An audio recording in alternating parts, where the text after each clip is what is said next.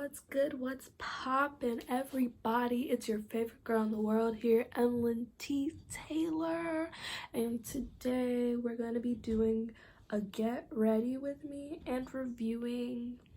We're going to be talking about all spoilers, full throttle about this movie. You see, I was thinking about doing this like for a while now because I watched the movie maybe 1, 2, 3 days ago. We gonna see. And I always forgot the name of the movie, so I wrote it down right here. But anyway, the movie is called House at the End of the Street. First of all, are we going to discuss the title? Bad, horrendous. I kept forgetting it. So I'm gonna attempt to do this with a brush because I don't feel like doing it with a blender. I wonder if there's still stuff on here. You see, it's bronze. But this movie starts off with, I'm gonna actually just use the blender. You know what? We don't need a blender. We're going to see how this works.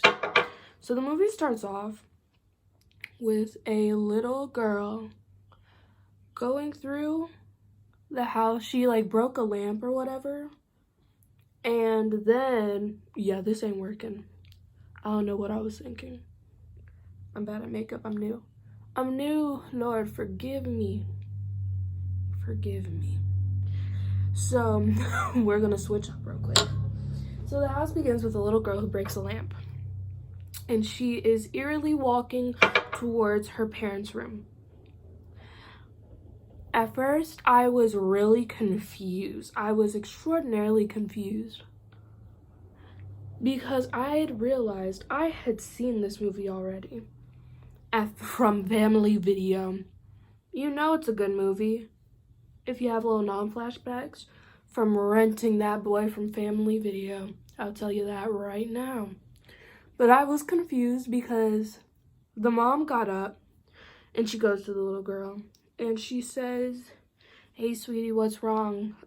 Let's go back to bed." And she stabs her mother. She gave her that 1-2 shank. That 1-2 shank. And so then she goes, the father gets up out of bed finally and he's like, huh? Looks at the door. This little girl goes swab and stabs him. She's like, da, da, da, da, da. You don't see the stabbing because I suppose this is a PG-13 horror movie, and you know those things are amazing.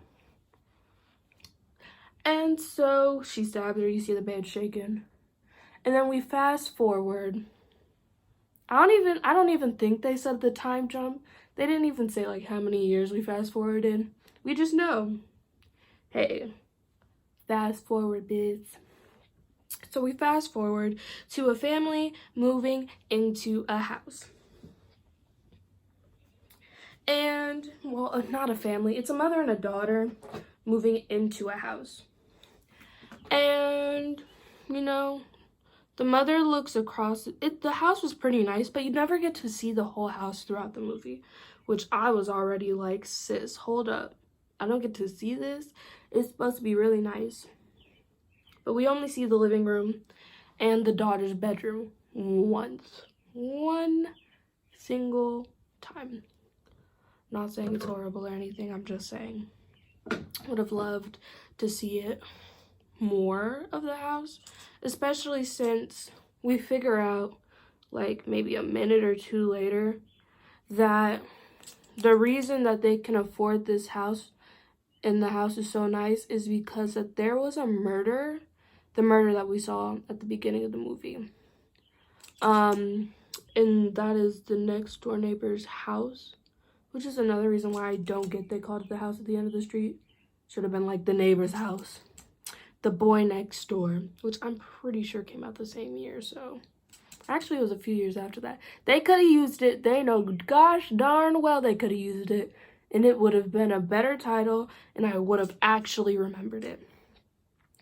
But you not fast forward, but they say they can only afford the house because the murder. But then you figure out that the family that was murdered Well, the little girl ran away. My bad. I'm sorry, I forgot to say that. But the little girl ran away, and it turns out that they had a son, and the son was staying with the grandmother, and she was, or a boarding school or something. I don't even remember. You see? I just watched a movie a few days ago. It wasn't memorable. And it was actually very, very laughable. Oh yeah, and the daughter's played by Jennifer Lawrence. I forgot to say that. I think that's her name. She was Mystique from X-Men, and that's all you getting from me. But the reason they could afford that. Wait a minute. Oh my gosh, I'm so bad. I'm too absent-minded for this. I have too bad of short-term memory loss for this. But the reason that they can afford the house. Wait a minute. That's not even what I was talking about. Pause. Rewind. The son was away somewhere while his family was getting murdered, and he inherited the house and the car. And the mother and the daughter, they go around the neighborhood, they meet everybody, and they found out this story that way about the house and the murderers and everything. And because the mother thought nobody lived there because everybody was murdered there. And that's what the real estate agent told them. Man, I would have wanted my money back as soon as he said that. There's no way you about to con me like that. You said nobody lived there and there was murders. Couldn't be me. Could never be me. But then they go around. They meet everybody.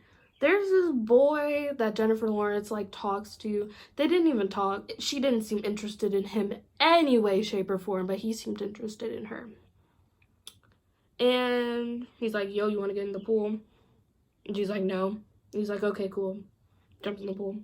So then we fast forward to like her first days at school. And she gets invited to a party by the boy she met at the little pool party or whatnot. His family is wealthy. I guess like I should say that because he acts like it. So supposedly she was supposed to be going to this club meeting because it was supposed to be a charitable club. But it's just where they would just, the rich parents would send their little rich kids and they would go and they would party for the weekend or whatnot. Let me just rub that in. The rest of my stuff off here. Where they said they would just go and like party or whatnot. And their parents would end up sending the donations and it would end up looking good on their college applications. That's all that was.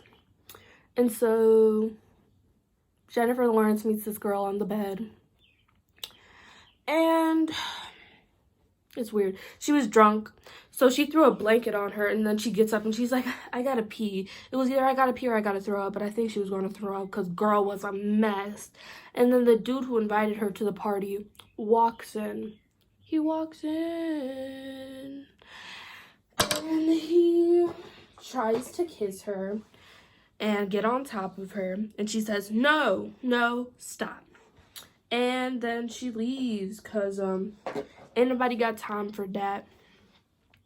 So she walks home and she sees a car stop in front of her.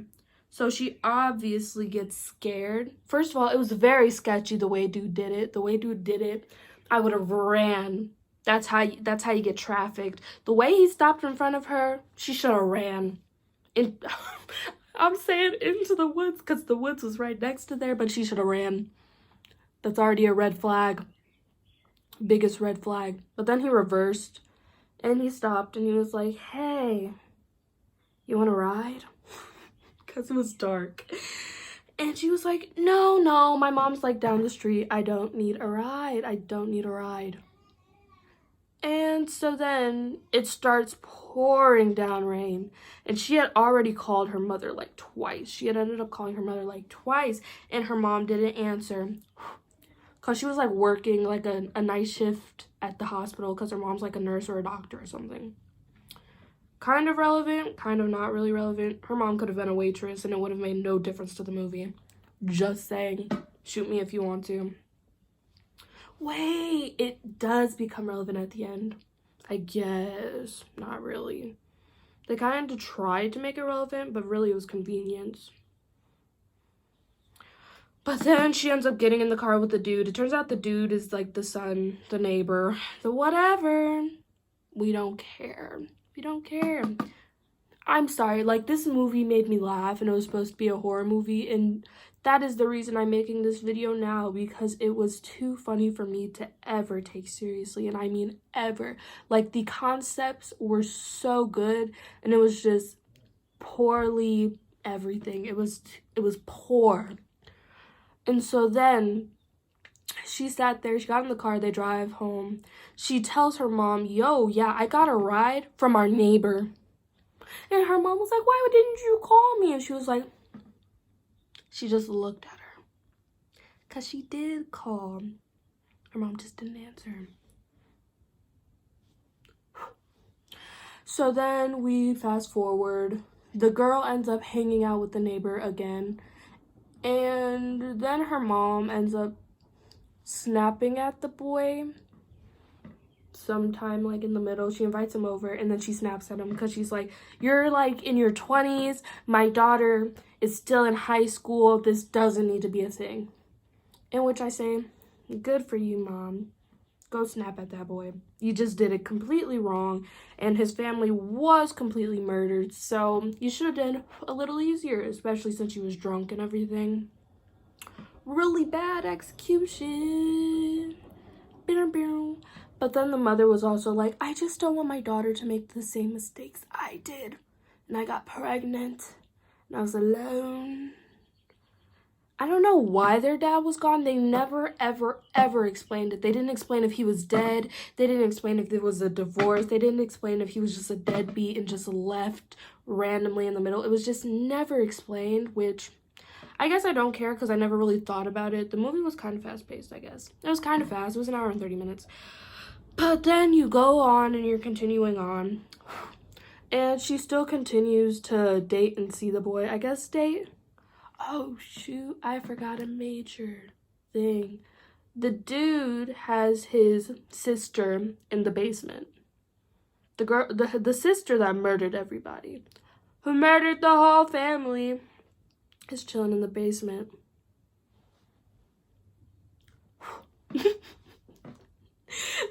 like everybody's just like. But anyway, she keeps trying to run away and stuff, and I'm just like, girl, you're a serial killer. I'm sorry, you can't run away. You killed your family.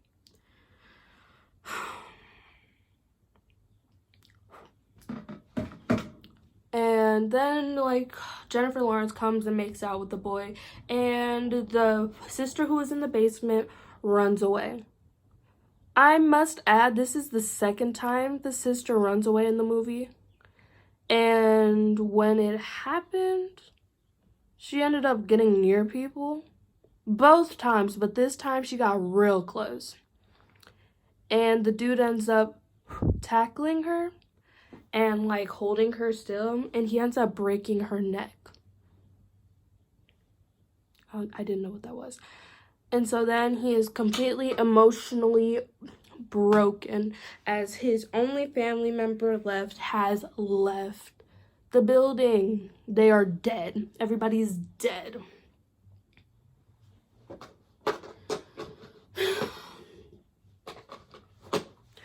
And so then he goes off, he buries the body, and he meets this girl in the diner.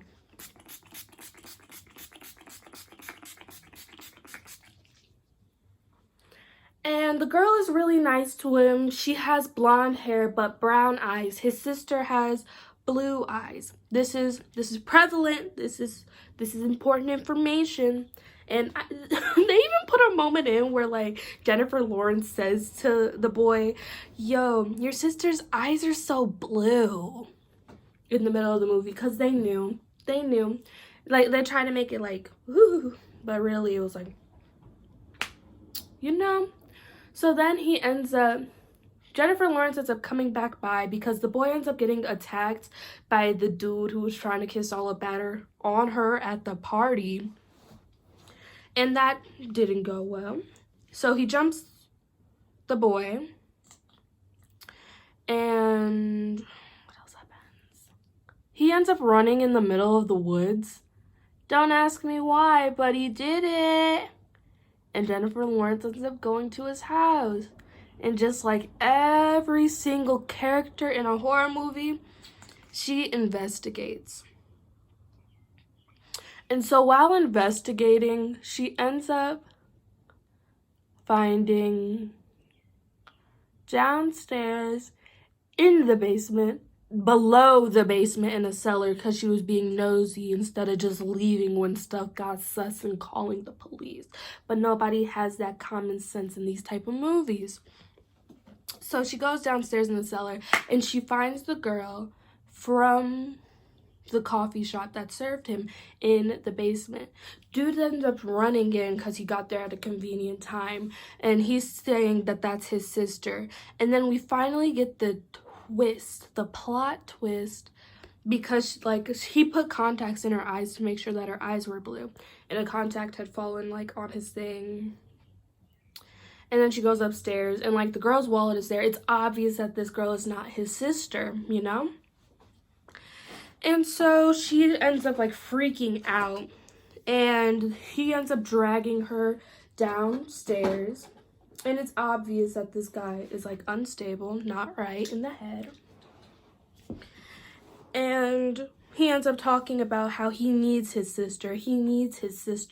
And we get the plot twist that from the beginning of the movie, the person that we saw kill his parents was actually him, due to the fact that when he was younger, there was an accident that caused his sister to die, and his parents ended up blaming him for it because his parents were on drugs and were not the so-called happy picture perfect family that they thought was going on.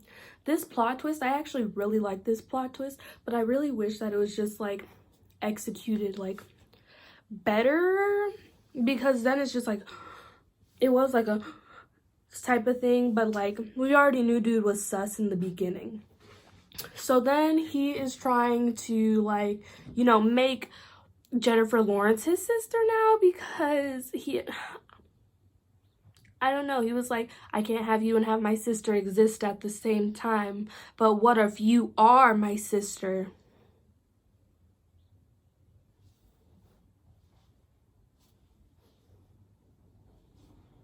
Huh? Okay. So then we fast forward to a police officer coming to the house because the mother was at the hospital, and the boy who jumped him ended up getting like his ankle broken or whatnot. And then the mom was like, oh my God, my daughter cannot be around this boy any longer. And she just was like, yo, police officer, go make sure that everything is okay with my daughter. Make sure she's not over there, and like just go and check up. And so he goes to like check up on her and to check up on him. But he ends up checking her house, well, his house first, because it turns out that the daughter had been sending all the phone calls that were from the house phone to her phone. Dun dun dun. The mom finally finds that out at the end of the movie. So the police officer goes there, and he goes inside the house. And like they're having a good, decent conversation. And then as the police officer walks out of the house, he sees the coffee girl's wallet chilling on the counter. And so then he ends up calling Jennifer Lawrence's phone. And you hear it go off underneath the sink. And that's when the boy ended up turning off the lights, grabbing a knife, and the police officer entered back into the house. The police officer is looking for the boy and also looking for Jennifer Lawrence. He goes to the stairs, and the boy ends up pushing him down the stairs, because I don't know why he wouldn't look around for him first, especially since he's a police officer with a gun, but we won't discuss it. He ends up falling down the stairs. He is really hurt, and the dude ends up like stabbing him. The gun is also like all the way across the room, prevalent to the story. And what else happened? And that's that. Jennifer Lawrence also gets put in a trunk. She gets out of the trunk and she breaks the garage window. Not even the garage window. She breaks a window to get back inside of the house to a place where she cannot escape. Her mother is also there. She knocks on the door. She's like, "Where is my daughter?" And she gets stabbed. Dude was like, "I ain't playing these games." They call it stab, stab. So then she ends up falling. He throws her down the stairs. Which would I say? He throws her down the stairs. Like, not even like down the stairs, like the side of the stair. So that's high. You hurting and you just got stabbed. Threw her down the stair. Side. And Jennifer Lawrence is just like chilling, like hiding somewhere. So then she starts like trying to crawl around and everything because he knew that like she had gotten out. And then like she grabs the gun. She ends up getting the gun. Also, wait, no, the mom ends up getting like put in the garage as well. She got out of the garage too. Great. And Jennifer Lawrence ends up shooting the dude twice when the lights turn back on. It was supposed to be a jump scare, but I was just like, boy, if you don't shoot him, Jennifer, pop, pop, pop. But then he ends up not being dead, and then he ends up like getting up to like try to kill her again, and then like her mom comes. I don't know what she hit him with. She either hit him with something or shot him again, and like ended up like getting her daughter up and like helping her up the stairs. And I'm just like, weren't you just stabbed? Weren't you just thrown? And weren't you just thrown again and thrown on the ground?